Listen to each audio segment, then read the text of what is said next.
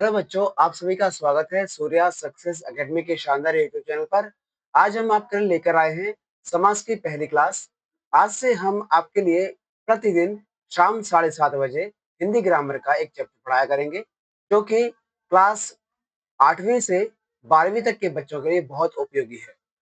इस क्लास में हम आपको बहुत सरल तरीके से समास, संधि वगैरह जितने भी ग्रामेटिकल पोर्शन होते हैं, उनको और अच्छे से समझाने का प्रयास करेंगे।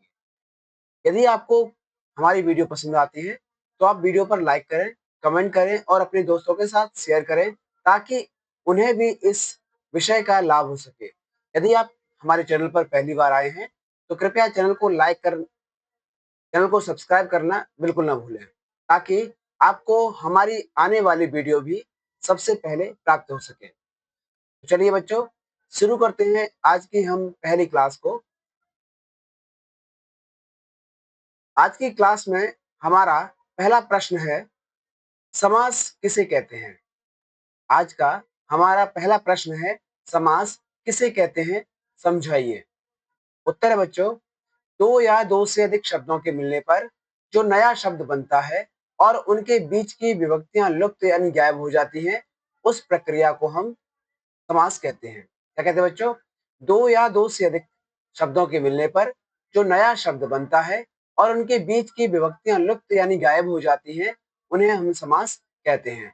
मतलब क्या है? मतलब सिर्फ इतना सा है कि जब दो अलग अलग शब्दों को हम एक साथ जोड़ते हैं और उनके बीच में उपयुक्त होने वाली विभक्तियों को हम हटा देते हैं, यानी लुप्त कर देते हैं, गायब कर देते हैं, तब वह जो नया शब्द मिलकर बनता है, उस पद को, उस शब्द को हम समास कहते हैं।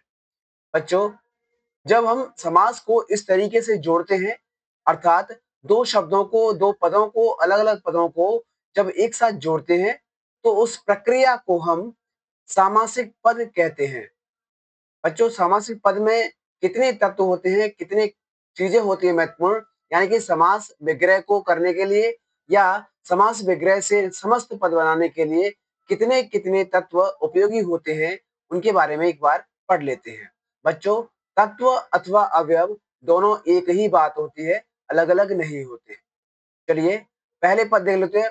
पहला पद है बच्चों समस्त पद, यानी कि पूरा एक पद। जैसे हमने लिखा पीताम्बर या हमने लिखा पंचवटी, तो ये क्या है? ये शब्द है समस्त पद।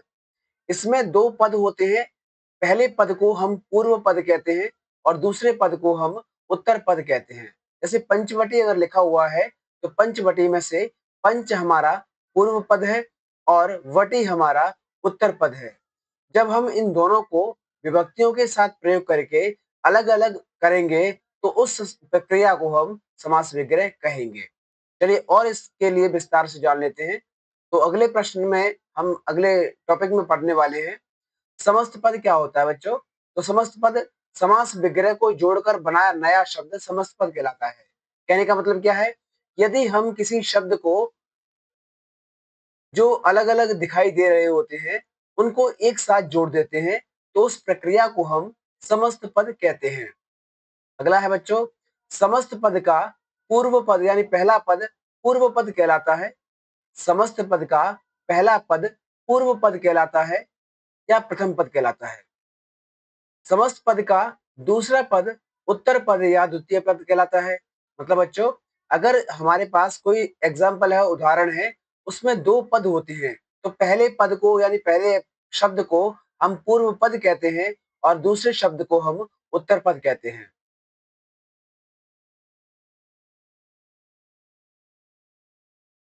आगे पढ़ लेते हैं बच्चों।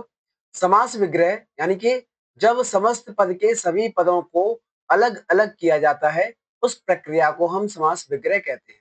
क्या होता है बच्चों? जब एक शब्द हमारे पास होता है और उस एक शब्द को हम दो शब्दों में या दो से अधिक शब्दों में अलग अलग करते हैं, उसके टुकड़े करते हैं, तो उस प्रक्रिया को हम समास विग्रह कहते हैं। समास विग्रह में क्या क्या कॉमन होता है, ये देख लेते हैं। देखो बच्चों, समस्त पद राजकुमार है। समास समास का विग्रह राजा का कुमार है। तो राजा हमारा प्रथम पद था, बीच में का जो लिखा हुआ है वो हमारी विभक्ति है या कारक है। दूसरा कुमार जो लिखा हुआ है वो हमारा उत्तर पद है। तो देखो बच्चों, पूर्व पद और उत्तर पद। अगले प्रश्न की तरफ बढ़ते हैं बच्चों अपन। हमारा अगला प्रश्न है, समास की विशेषता लिखिए। मतलब समास के लक्षण क्या होते हैं या समास की विशेषता क्या होती है, इस बारे में हम जान लेते हैं। हमारे देखो बच्चों, समास की विशेषताएं पढ़ते हैं। पहला पॉइंट अपने पास, समास में दो पदों का योग होता है, अर्थात समास में दो शब्दों को जोड़ा जाता है। अगला पॉइंट अपने पास, दो पद मिलकर एक पद का रूप धारण कर लेते हैं। मतलब दो शब्द मिलकर एक नया शब्द के रूप में हमें दिखाई देता है। दो पदों की बीच की विभक्ति का लोप हो जाता है। मतलब दो पदों के बीच में जो विभक्ति, जो कारक लगा हुआ होता है, वह कारक हमारा गायब हो जाता है और बीच का शब्द हटाकर हम दोनों पदों को, यानी पहले पद को लास्ट वाले पद को जोड़ देते हैं और यही हमारा समस्त पद कहलाता है। बच्चों, दो पदों में कभी पहला पद प्रधान होता है और कभी दूसरा पद प्रधान होता है। मतलब दोनों पदों में एक कॉमन चीज है कि या तो पहला पद प्रधान होगा या दूसरा पद प्रधान होगा, या कभी कभी बच्चों दोनों पद प्रधान होते हैं, जैसे द्वंद्व समास में होता है। द्वंद्व समास में दोनों ही पद प्रधान होते हैं, बाकी में तो किसी में पहला पद प्रधान होता है तो किसी में दूसरा होता है। हमारा अगला प्रश्न है बच्चों, समास के प्रकार लिखिए। मतलब समास कितने प्रकार के होते हैं, ये हमें बताना है। अगला बच्चों उत्तर, समास 6 प्रकार के होते हैं। कितने प्रकार के होते हैं बच्चों? समास 6 प्रकार के होते हैं। पहला है हमारा द्वंद्व समास, दूसरा है हमारा द्विगु समास, तीसरा है बच्चों कर्मधारय समास, चौथा है अव्ययी भाव समास, पांचवा है बहुव्रीहि समास, छठवा है तत्पुरुष समास। इस समास को समझने के लिए शॉर्ट फॉर्म भी होती है बच्चों, अब तक द, अर्थात अ से अव्ययीभाव, ब से बहुव्रीहि, त से तत्पुरुष, क से कर्मधारय समास, द से द्वंद्व और द से द्विगु। अब आपके मन में विचार आ रहा होगा कि सर द और द दो बार दिया हुआ है, हम पहले द्विगु को लिखें या द्वंद्व को लिखें? तो बच्चों आपकी चॉइस है, आप कौन सा लिखेंगे, क्योंकि द से शुरू होने वाला शब्द दोनों ही है और दोनों को आप कभी भी लिख सकते हो। अगले प्रश्न की तरफ बढ़ते हैं बच्चों हम। अगला प्रश्न है हमारा, द्वंद्व समास किसे कहते हैं? द्वंद्व अर्थात अपोजिट, अर्थात विलोम। बच्चों उत्तर है, जिस समास में दोनों पद समान रूप से प्रधान होते हैं और उनके बीच पूरक या विलोम संबंध होता है, उसे द्वंद्व समास कहते हैं। मतलब पूरक का मतलब होता है बच्चों एक दूसरे की पूर्ति करने वाला। मतलब जब तक पहला शब्द अपने काम का है तभी हमारे दूसरे काम का है। मतलब जैसे मान लो कि पति पत्नी अपना लिखा हुआ है, तो पत्नी ने नहीं होगी तो उस व्यक्ति को मतलब जिस व्यक्ति की शादी ना हुई हो, उसकी पत्नी ना हो, तो उसे पति कहलाना असंभव है। अर्थात यह बात हो गई एक दूसरे के पूरक। दूसरा कह रहा है एक दूसरे के विलोम, मतलब एक दूसरे के अपोजिट शब्द भी इसी में आते हैं। बच्चों और समझ लेते हैं, इस समास के विग्रह में और, तथा, या, अथवा जैसे योजक शब्दों का प्रयोग होता है।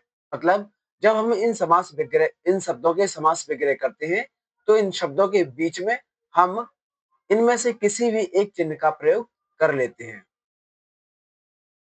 बच्चों हमारा अगला प्रश्न है, द्वंद्व समास कितने प्रकार के होते हैं? मैंने जहां तक सुना है कि हम सब ने अभी तक ये पढ़ा है कि द्वंद्व समास तो होता है, द्वंद्व समास के उदाहरण भी होते हैं, किंतु हमने आज तक ये नहीं पढ़ा था कि द्वंद्व समास के प्रकार भी होते हैं। तो चलिए आज हम आपको बताते हैं कि हाँ, द्वंद्व समास के प्रकार भी होते हैं। बच्चों द्वंद्व समास के 3 प्रकार होते हैं। कितने प्रकार होते हैं बच्चों? द्वंद्व समास के 3 प्रकार होते हैं। पहला है बच्चों वैकल्पिक द्वंद्व, वैकल्पिक अर्थात विकल्प वाला। दूसरा है इतरेतर द्वंद्व, अर्थात एक दूसरे के साथ रहने वाला द्वंद्व। दूसरा है समाहार द्वंद्व, मतलब समूह के रूप में रहने वाला, एक दूसरे से जुड़ा हुआ तो है किंतु एक दूसरे के विपरीत जैसा दिखता है। चलिए हम अगले प्रश्न की तरफ बढ़ते हैं। हमारा अगला प्रश्न है वैकल्पिक द्वंद्व समास। ठीक है, हमने इसको हेडिंग में लिखा हुआ है, आप चाहो तो इसका प्रश्न बना सकते हो कि वैकल्पिक द्वंद्व समास किसे कहते हैं। उत्तर है अपने पास, जहां दोनों पद अथवा शब्द से जुड़े होते हैं वहां वैकल्पिक द्वंद्व समास होता है। क्या होता है बच्चों? इस समास में हम जब पढ़ते हैं तो हमारे पास विकल्प होता है चुनने के लिए, मतलब किसी एक चीज को हम चुन सकते हैं, उसी को हम वैकल्पिक समास कहते हैं। बच्चों, वैकल्पिक में जैसे मान लीजिए अपना पहला उदाहरण है पाप पुण्य, अर्थात पाप अथवा पुण्य, मतलब किसी एक चीज को ही तो ले सकते हैं अपन। दूसरा है बेटा में देव असुर, मतलब देवता और राक्षस, इनमें से भी किसी एक का चयन करना होता है, हम किसके लिए उपयोगी है या हमारे लिए कौन उपयोगी है। अगला है बच्चों रात दिन, रात और दिन, हम ज्यादातर यही करते आए हैं आज तक, रात और दिन करते हैं, जबकि यहाँ इसका सही उत्तर होता है रात अथवा दिन। ठीक है बच्चों, फिर लिखा है अपने पास आग पानी। देखिए बच्चों, इसमें लिखा है आग अथवा पानी, क्या होता है आग अथवा पानी, मतलब ये है कि इनमें से किसी एक चीज को ही हम एक साथ उपयोग कर सकते हैं, दोनों को एक साथ नहीं किया जा सकता। आग और पानी को एक साथ उपयोग करोगे तो या तो आग बुझ जाएगी या फिर पानी बह जाएगा। अगला है बच्चों जय पराजय। जय मतलब होता है जीत, पराजय मतलब होता है हार, यानी इसमें से हम किसी एक का ही चयन कर सकते हैं, दोनों चीज हमें एक साथ नहीं मिल सकती। अगला है बेटा दिवा रात्रि। दिवा रात्रि का मतलब होता है दिवस और रात्रि, मतलब दिन और रात ही कहलाते हैं।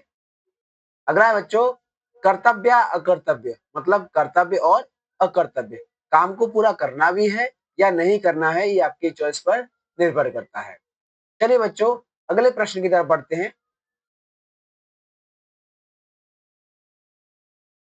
हमारा अगला प्रश्न है इतरेतर द्वंद्व समास। इस समास की खासियत क्या होती है, ये हम जान लेते हैं। जहां दोनों पद और शब्द से जुड़े होते हैं वहां इतरेतर द्वंद्व समास होता है। मतलब जब हम एक दूसरे के पूरक, एक दूसरे पर निर्भर, एक दूसरे के लिए बने हुए लोगों के शब्दों को पढ़ते हैं या उनके उदाहरणों को पढ़ते हैं, तब हमें उनके बीच में और शब्द का प्रयोग करना होता है। जैसे शिव पार्वती, शिव और पार्वती दोनों एक साथ रह सकते हैं। अन्न जल, अन्न और जल का प्रयोग हम एक साथ कर सकते हैं, करते भी है। लोटा डोरी, लोटा और डोरी मतलब मान के चलिए कि बर्तन, किसी बर्तन में हम पानी खींचते हैं किसी तालाब किसी कुएं से, तो हम लोटा और डोरी का इस्तेमाल करते हैं। दाल रोटी, अब दाल और रोटी का कॉम्बिनेशन बहुत अच्छा है, तो आप ध्यान रखिएगा कि हम किसी कॉम्बिनेशन वाली बात नहीं कर रहे हैं इसमें। जब मैं किसी कॉम्बो यानी कि कॉमन मैन या कॉम्बिनेशन का बात आएगा, वहां पर हम इन्हीं एग्जाम्पल यानी यानी इन्हीं उदाहरणों को लिखेंगे। माता पिता, माता और पिता। राम लक्ष्मण, राम और लक्ष्मण। राम के बारे में देखो आपको मन में आ रहा होगा विचार कि सर राम और लक्ष्मण तो दोनों पुरुष थे, इन दोनों में अपोजिट कहाँ हुआ, तो ये राम लक्ष्मण इसमें क्यों आया है। हम आपको बता देते हैं कि राम और लक्ष्मण इसलिए आया है क्योंकि राम विनम्र स्वभाव के व्यक्ति थे और लक्ष्मण क्रोधी स्वभाव के व्यक्ति थे। तो यहाँ पर पुरुष और महिला नहीं देखा गया है, यहाँ देखा गया है कि दोनों का स्वभाव स्वभाव कैसा है, दोनों का स्वभाव कैसा है, केवल यह देखा गया है। अगले प्रश्न की तरफ बढ़ते हैं बच्चों हम। हमारा अगला प्रश्न है समाहार द्वंद्व समास। मतलब समाहार द्वंद्व समास क्या होता है, तो देखिए जहां दोनों पदों से उनके जैसे सभी पदों का बोध होता है वहां समाहार द्वंद्व समास होता है। क्या होता है, जहां दोनों पदों से उनके जैसे सभी पदों का बोध होता है, यानी एक से जुड़ा हुआ दूसरा, उसी की जाति, उसी की प्रजाति से जुड़ा हुआ समास। जैसे बच्चों रुपया और पैसा, रुपया पैसा यानी पैसा होगा तभी रुपया होगा, और रुपया होगा तो हमारे पास पैसा भी होगा। लेने और देन, मतलब लेन देन, गलत लिख गया है, लेन देन होता है। तो लेन देन में क्या करते हैं बच्चों, लेना और देना, ठीक है, लेना देना चलता रहता है अपने साथ। फिर है भूल चूक, अर्थात भूल या गलती। जन्म मरण, जन्म और मरण। हाथ पांव, हाथ और पांव। घास फूस, घास और फूस जो होता है जिसको हम छप्पर बनाने के लिए इस्तेमाल करते हैं। थोड़ा बहुत, थोड़ा या बहुत, या तो कम ले सकते हैं हम या ज्यादा ले सकते हैं।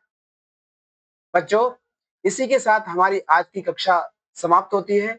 हम कल फिर से मिलेंगे आपको नई कक्षा में, और उसके लिए आप अपने निर्धारित समय पर उपस्थित होकर हमारे आने वाली क्लास को सफल बनाने में हमारी हेल्प करें। आप हमें हमारे फेसबुक सूर्या सक्सेस अकेडमी के चैनल से फॉलो कर सकते हैं। आप हमें इंस्टाग्राम पर फॉलो कर सकते हैं, उस पर भी हमारा सेम नेम है और हमारे यूट्यूब चैनल को सब्सक्राइब करके हमें और आगे बढ़ने के लिए मार्गदर्शित कर सकते हो। बच्चों, यदि आप हमारे चैनल पर नए आए हो, तो आप हमारे चैनल को सब्सक्राइब बिल्कुल करना ना भूलें, क्योंकि हम आपके लिए यहाँ पर बहुत ही सरल तरीके से हर टॉपिक को बारी-बारी से पढ़ाने वाले हैं। धन्यवाद बच्चों।